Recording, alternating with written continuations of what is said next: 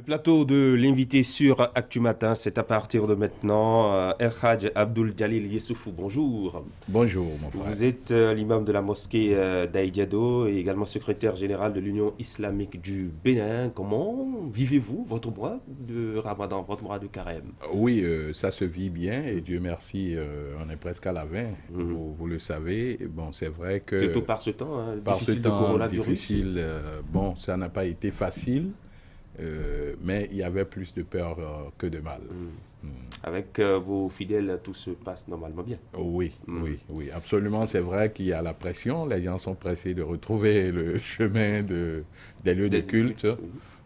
Bon, je C'est pense annoncé pour très que bientôt. En ouais, attendant, nous attendons. pour le 2, Hmm. oui, pour le 2 Alors, juin. nous tendons pratiquement, pour ne pas dire que nous sommes à la fin du mois du jeûne. Quelle est la date déjà retenue, la date précise de l'Aïd el-Fitr? Non, à l'heure où nous sommes, nous ne pourrons pas d'ores et déjà fixer une date parce que la ligne du Bureau exécutif national de l'Union islamique du Bénin, c'est ne pas du tout se fier au calendrier ni à l'astronomie.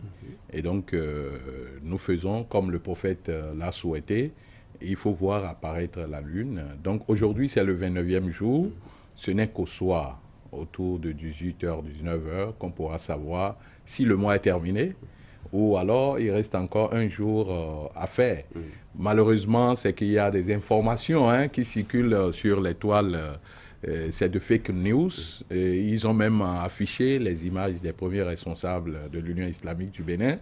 C'est une certaine presse en ligne et qu'on appelle Leader Info. Et malheureusement, et ça circule.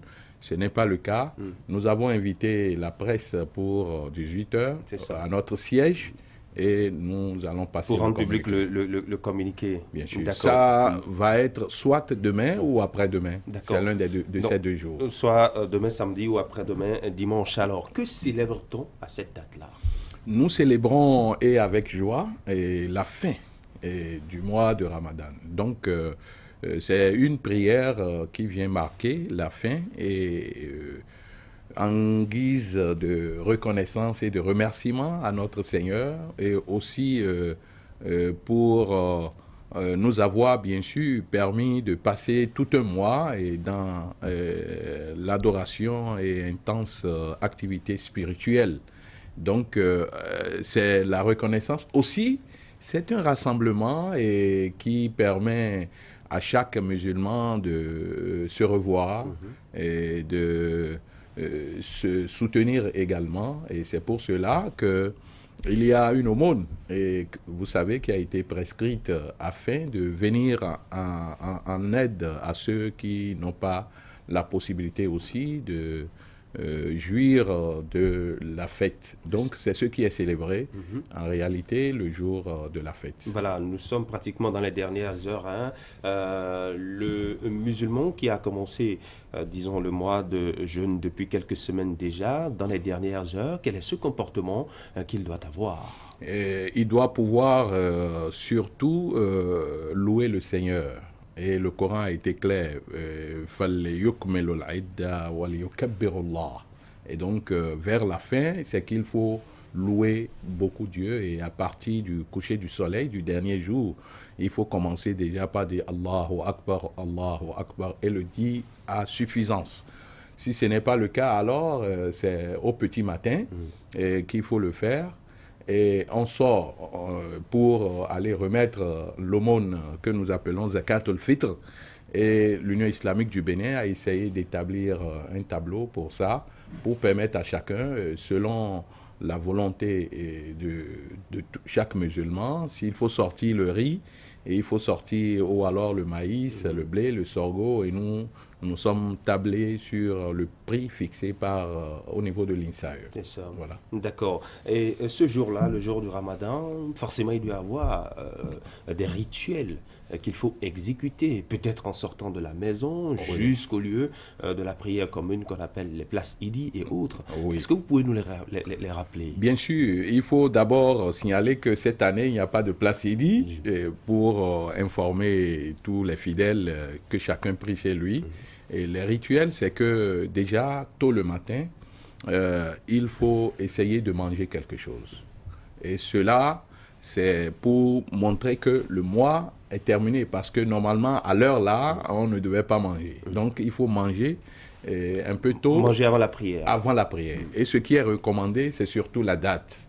Et c'est ce que faisait le prophète Mohammed. Et lorsque nous avons feuilleté pourquoi, on a vu que ça porte beaucoup d'énergie, la date avec ses vertus. Et ensuite, il faut se laver. Et il y a une certaine manière pour se laver, ce n'est pas le lavage simple. Et donc, c'est connu de tous les musulmans. Et après, on se met dans ces habits vraiment... De jour de fête. De jour de fête. Et on met le parfum également. Et donc, comme on ne doit pas se rendre à la place il faut commencer déjà par dire Allahu Akbar, Allahu Akbar, Allahu Akbar, plusieurs fois et à tout moment, assis, debout, dans n'importe quelle position. Ensuite, déjà autour de 7 heures et quelques, la prière a commencé et c'est surtout l'intervalle jusqu'à un peu avant la prière de 13 heures. 13 heures. Voilà. C'est ça.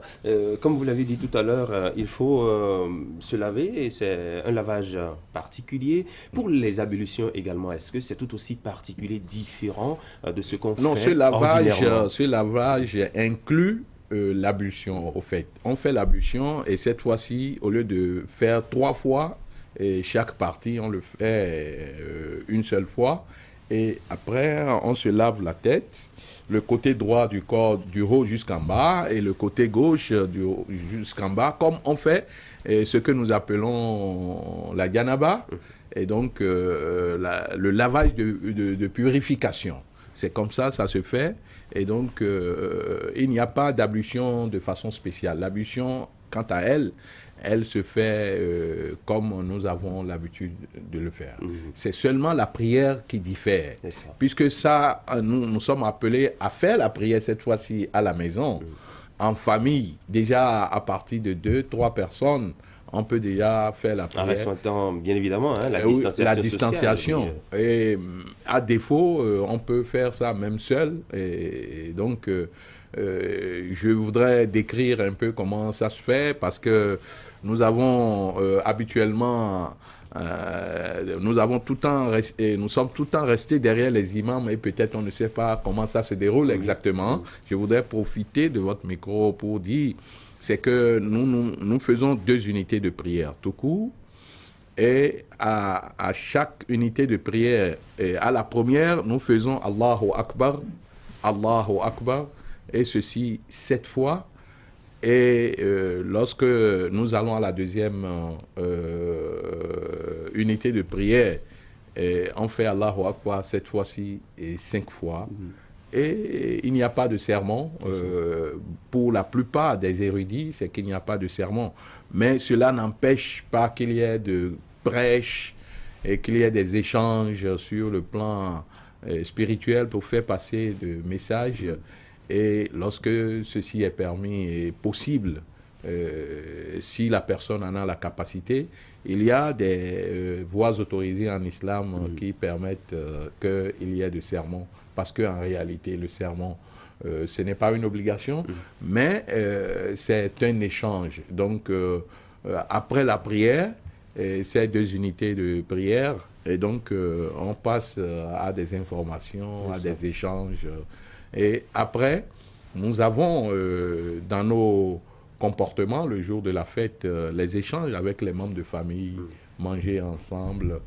Cette fois-ci, il n'y a pas de mouton mais... Il n'y a pas de mouton. Les moutons, c'est pour la fête de Tabaski. Ok. D'accord. Alors, il y a une certaine curiosité, et c'est la question que je m'en vais vous poser. C'est vrai que avec le contexte de Covid-19, il n'y aura pas de grand rassemblement, il n'y aura pas de prière au niveau des places Idi. Mais j'ai entendu dire que certains proposent de changer de chemin lorsqu'on finit la grande prière du jour de fête. Pourquoi faut-il changer de chemin? À l'aller comme au retour. Oui, à l'aller comme au retour. Oui, c'est très simple. C'est un moyen de communication au temps du prophète Mohammed, pour que à l'aller, ce soit un certain nombre de personnes qui vous voient et qu'au retour, d'autres personnes, ça permet C'est une idée de propagation qui est en réalité derrière. Et ça permet aussi aux musulmans de voir à l'aller comme au retour des choses différentes qui lui permettent et qui attirent peut-être son attention et qui vont provoquer des réactions de sa part pour subvenir aux besoins des démunis et autres. D'accord. Avant de vous laisser partir, Imam, après la fête qui marque la fin du mois de jeûne, c'est terminé pour le fidèle musulman? Ah non, du tout. Le mois de Ramadan, vous savez, c'est une école. Et donc, nous sortons comme ça aguerris. Et tout ce que nous avons eu comme enseignement, discipline, abnégation, crainte de Dieu, ainsi de suite, bon comportement, bon voisinage, solidarité, générosité, tout cela doit pouvoir continuer après. Et surtout le jeûne, parce que nous avons encore 6 jours de jeûne à faire. C'est d'affilée les 6 jours? Non, non, pas d'affilée. Ça peut se faire de façon séparée, comme ça peut se faire de façon consécutive. Et c'est 6 jours. Et selon les dires du prophète Mohammed, c'est que celui qui finit de faire le mois de Ramadan et le fait suivre de 6 jours de jeûne, il aura la récompense de celui qui a jeûné toute l'année. Et cela, le calcul se fait aisément puisque chaque bonne action est récompensée par 10.